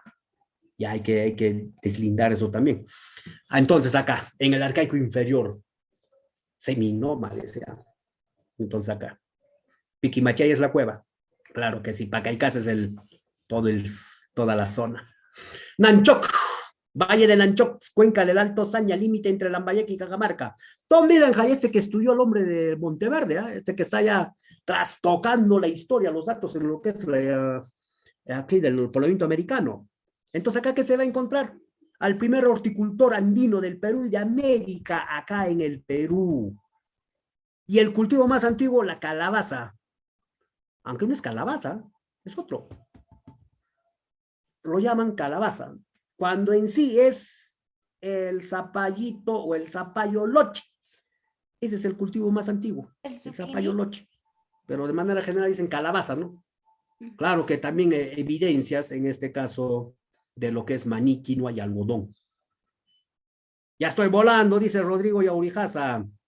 No se preocupen, les voy a mandar las diapositivas para que un poquito lo tengan ahí como datos también. No se preocupen, no voy a ser malo, no, déjales así. Nada, profe, está bonito la clase de Obel, muy bien. Pasé un número, profesor. Esto, chicos. Ya, entonces, a ver acá. Entonces, la evidencia más antigua, lo que es el zapallito loche, pero de manera general, calabaza, nanchoc. Y cuando sale la nanchoc en el 2007, 2008, ahí entra a Guitarrero, que lo bajan. Ya lo bajan. De lo que era el primero, ya no es el primero, es el segundo horticultor. ¿Ya? Y también sigue siendo el de América. Era el primero del Perú y de América, ahora es el segundo. Del Perú y de América, el hombre de Guitarrero, Tomás Lynch, en el Callejón de Guaylas, en el río Santa.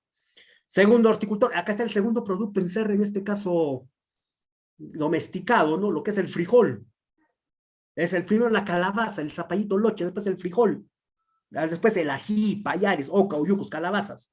Los primeros tejidos de América. Acá están lo que son el origen de la cestería, eso de hacer canastas.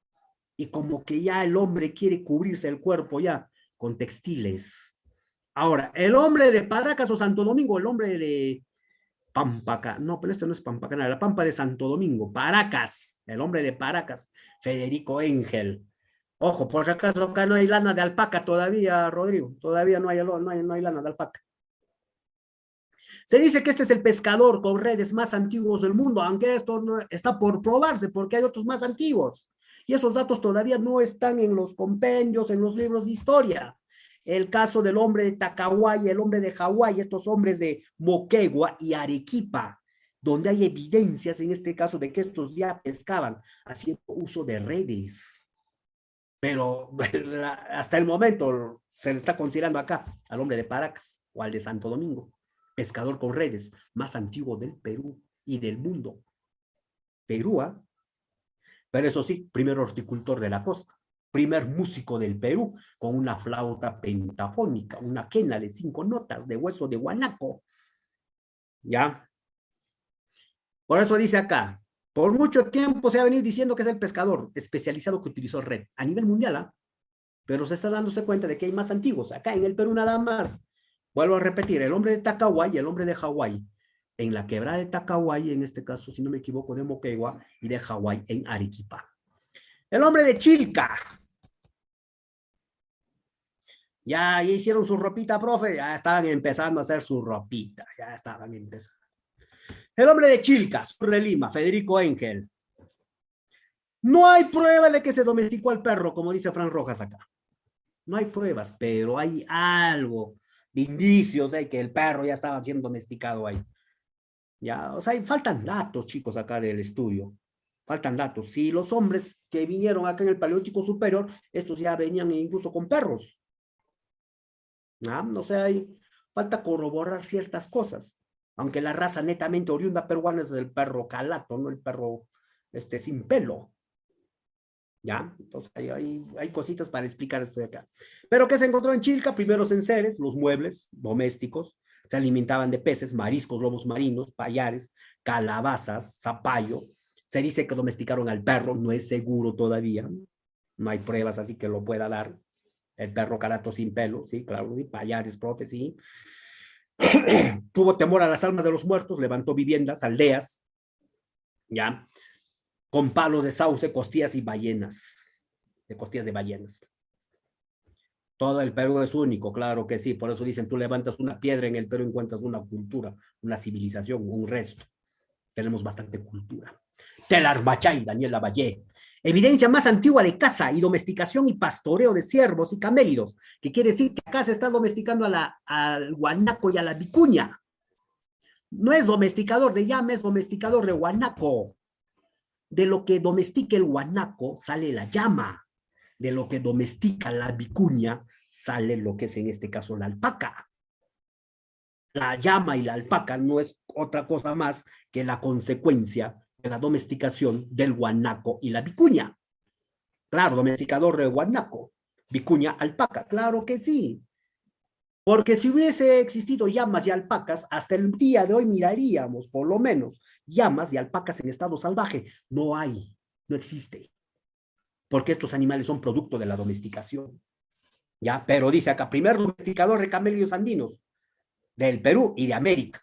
Desarrolló la Pachamanca, salió restos de 2 mujeres y un niño. Claro, evidencias de Pachamanca. Seguimos. Arcaico inferior. Jaihuamachay, Ayacucho, Magnich. Richard Magnich, considerado como el pastor más antiguo del Perú. También acá, Jaihuamachay. Si bien se consumió mucho camello durante las distintas fases, más que nada en la fase rancha, es la que mencionan ahí, ya fase de ocupación, no hay evidencia de que estos fueran domesticados, sino hasta el periodo inicial. ¿Ya? Miedo a los muertos. Cuando morían los amarraban, claro. Miedo a los muertos. Incluso no es tanto amarrarlos, sino dice que a los muertos les cortaban los miembros para evitar que no regresen. ¿Ya? Esa es la creencia de la época. Pampa Canario, Ancón, Lima, Federico Engel. Pescadores utilizaban el anzuelo de concha, primeros morteros de piedra y batanes líticos, eso es lo que tenemos en casa, algunos todavía. Se alimentaron de conchas de semilla, gusto de vivir en campamentos. Pero el primer productor de semillas es el Chihuahua, no, es el productor de harinas, Chihuahua. O sea, ya como algo parecido al pan, diríamos así, aquí en el Perú. ¿Ya? Por eso acá viene el piquimachay agrícola. El otro es el piquimachay, la fase pacaicasa, ¿no? Piquimachay agrícola, Ayacucho. Por eso hay que ponernos un poquito de acuerdo acá entre los otros profesores todavía. Y piquimachay, Magnich. Domesticación de animales, aunque sin mucho consumo, de cuyes silvestres. Se dice que acá empezó lo que es a domesticar al cuy, pero no domesticó al cuy. Eso vamos al punto. Domesticó al poronjoy. De la domesticación, está muy bien, de la domesticación del poronjoy es lo que sale el cuy. Y por si acaso hasta ahora podemos encontrar evidencias de poronjoy. ¿Ya? Evidencias de poronjoy. Y eso lo vamos a poder ver en la Sierra Sur, principalmente en Puno, en los roquedales. Hay poronjoys vivos todavía, pequeñitos, que parecen así ratas, pero sin cola. Ya busquen en el internet el poronjoy, ahí les va a salir la imagen. El cuy salvaje, claro que sí, así lo podemos decir. Y cuando se domestica ya es lo que sale el cuy. Ya, es en Piquimachay. Dice acá, todavía vivía alternando entre las cuevas y sus chozas, cultivó quinoa, calabaza, tal vez zapallo, manos de moler, esta del batán, asadas para roturar la tierra. Piquimachay. Tres Ventanas, Huarochirí, Sierra de Lima, Federico Engel, utensilios líticos en buena cantidad, esqueletos humanos. Y acá posiblemente, dice acá Federico Engel, se domesticó lo que es alcamote, camote, oyuco, calabazas. ¿Ya? Entonces el camote acá en Tres Ventanas, Huarochirí, Lima. Chihuahua, también Ayacucho, Magnich. Evidencia del cultivo del maíz, el protomaíz, y eso también está en polémica. ¿De dónde es originario el maíz? Magnich, la sierra. Tello, la selva. Maxule con lumbreras, de Centroamérica. Ahora, ¿de dónde proviene el maíz? ¿Ya? Según estos estudiosos. ¿Ya? De la selva. Si dice de la selva, Lisbeth Flores, según el planteamiento de Tello, por si acaso. Si dicen de la sierra, en este caso Chihuahua. Si dicen los aztecas, lumbreras y lo que es Maxule. Ya, pero no es aztecas, ¿eh? Es mayas. Ya, después de los mayas están los aztecas. Ya. Magnich, protomaíz, cultivó lucma, frijol, achote, calabazas y tal vez coca, así como papas. Fábrica de morteros de piedra. Produce las primeras harinas. El hombre de Chihuahua. Ya, seguimos. Ahora el arcaico superior, acá viene lo bonito también de nuestro Perú, ¿no? El hombre de Cerro Paloma, Federico Engel, considerado como el primer monumento arquitectónico de piedra y barro, primer arquitecto de América, Cerro Paloma, Federico Engel. El hombre de la tabla de Lurín, Josefina Ramos de Cox, primer poblador estable, primer sedentario, tabla de Lurín. Se va a encontrar el esqueleto de un niño enfermo con su ajuar funeral. Incluso dicen que este fue un cementerio. Las casas eran cementerios, donde enterraban a sus muertos. Bueno, ese es otro estudio que hace. Sechín Bajo, Valle de Casmancash, Peter Fuchs, Renate Parsken. Estos son los que van a encontrar, van a hacer los estudios y van a encontrar la arquitectura pública y ceremonial más antigua por el momento del continente americano. Primera escultura de barro del Perú y de América. ¿Ya? El hombre de Sechín. Este que va a dar origen después a los chavines, Sechín. Y la grandeza de acá, Caral, Valle de Supe, norte de Lima, Barranca. El que va a ser, los que hacen los primeros estudios de Caral es Maxule y Paul Kossoff.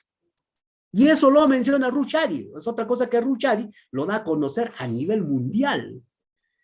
Y cuando hacen estudios con carbono 14 de los restos encontrados en Caral, se dan con la sorpresa de que es la tercera civilización más antigua del mundo. ¿Ya?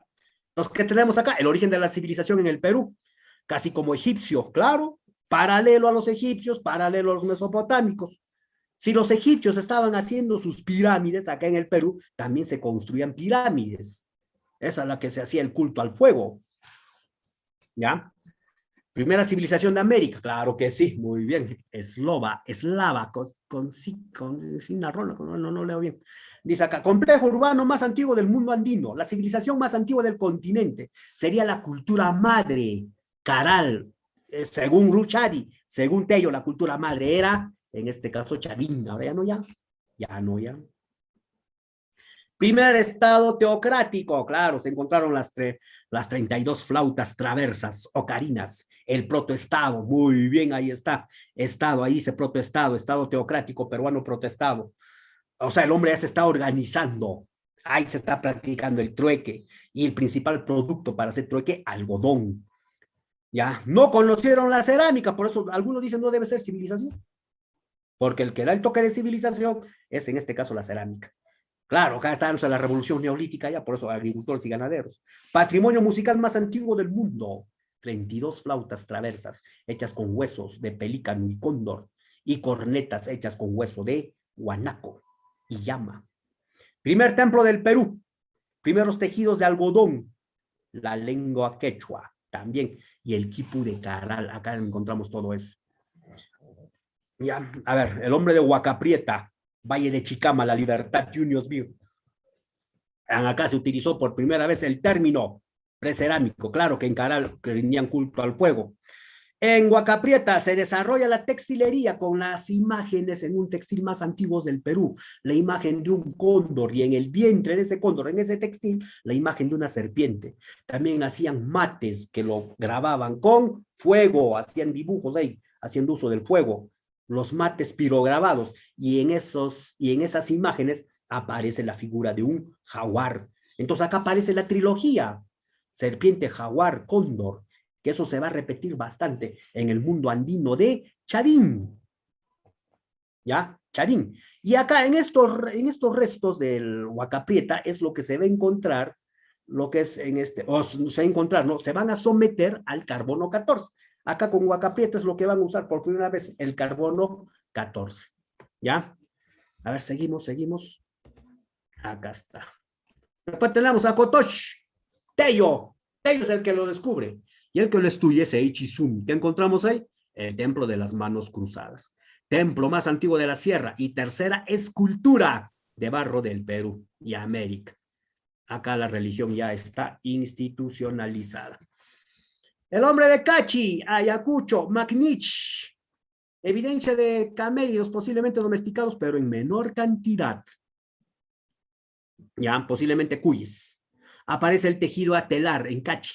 Levantan terrazas, o sea, el inicio de los andenes, casas circulares, inicios de las primeras vasijas en Ayacucho, cultivaron maíz, frijol, calabaza, taro, lucma. El hombre de Chuquitanta o Paraíso, norte de Lima, Federico Engel, gran arquitectura monumental, sagrada de la costa peruana. El hombre de las Aldas, vecinito de Sechín, el hombre del Paraíso, tenemos otro, tenemos bastante para estudiar acá.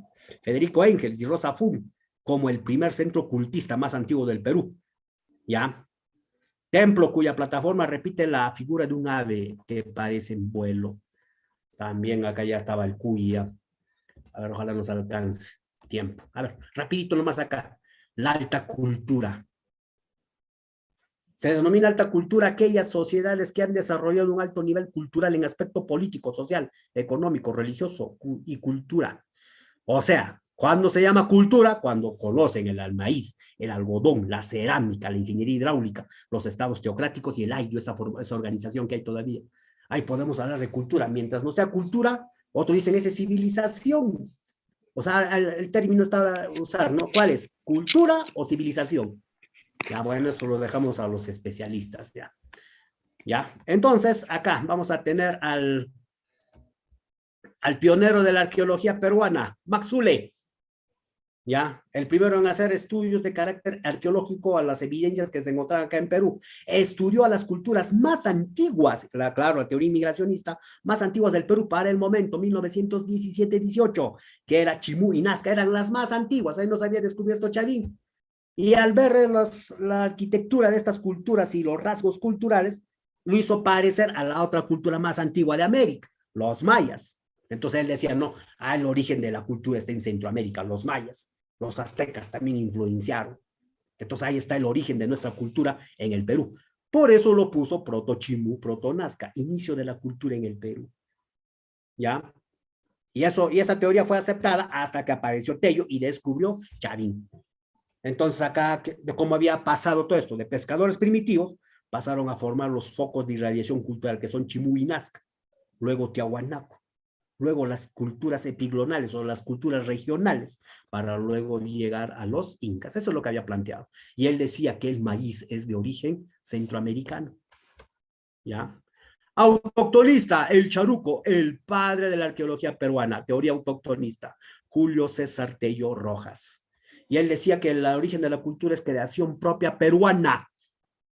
Su origen en la selva, gracias a los arawaks, que estos se trasladaron, llevaron sus elementos culturales a la sierra, dando origen al fenómeno chavín. Ahí es donde se va a encontrar la trilogía, claro, la selva amazónica. Entonces, ¿qué se va a encontrar en Chavín? El culto al jaguar, el origen tropical del maíz, el frijol, la yuca. Para Tello, el maíz es de origen amazónico. ¿Ya? Teoría aloctonista, todo lo que es de afuera, aloctonismo, lo que viene de afuera. Y Kaufman hoy se va a Ecuador, estudia la cultura Valdivia. Valdivia tiene la cerámica más antigua, o ecléctica también muy bien, de América. Y la cultura Valdivia va a influir en el formativo peruano y en el formativo centroamericano. En el formativo centroamericano influyen los olmecas, como dice Diobel Cahuana, ¿ya? Y en el formativo peruano influye en la cultura chavín. Entonces el centro de origen de la cultura en el Perú está en los olmecas, que estos van a dar origen a los, no, disculpa, a los Valdivia, que estos van a dar origen a los olmecas y a los chavines. Entonces ahí está el centro de la cultura. Y la otra, la hologenista, la de Lumbreras, que dice que la cultura es de entonces de todo un origen, o sea, que los peruanos desarrollamos cultura, claro que sí, y a la vez recibimos los aportes culturales de otros pueblos. O sea, sería una síntesis cultural acá. Y entonces a partir de eso se genera la alta cultura que va a empezar con Chavín. Y después lo otro que va a dar el eso de la alta cultura va a ser Huari y también los incas. Pero estos no fueron así de manera aislada, sino recibieron aporte de otros. Y la prueba de esto, dices, Huari, ¿no? Para lo que plantea Lumbreras. Lumbreras dice que el maíz es de origen centroamericano. Bueno, chicos, hasta acá fue la clase. Ya, eso es todo. Ya nos pasamos bastantes minutos. Bueno, con tal de continuar la clase. Eso sería todo. Respuestas ¿Ya? en el grupo. Y en el transcurso del día o de las horas voy a mandar las diapositivas con las claves. Por favor, un poquito hay que ordenarlos acá en los grupos de que se ha creado de historia, ya veo más de 3 grupos que se ha creado ya. Ya, profesor, pásame su número, ya les voy a pasar otra vez. ¿Dónde se escribe esto? Enviar, a ver, escribir un mensaje, dice acá. Voy a enviarles mi número ya. Ya, solamente para cuestiones de estudio, por favor. Ya, les voy a mandar acá las claves y las diapositivas para que estudien. Ya. Gracias, Luis Ángel. Danos tu número que está un favor. Ya, a ver, los voy a dictar 945-07-6962. ¿Ya? Ese es mi número. Cualquier cosita. Profesor, despacio. Ya, voy a volver a escribir, ya. Ya está, ese es mi número. Nuevamente lo escribí. Ya, chicos, entonces eso sería todo. Ya, vamos a verlos en la siguiente clase entonces.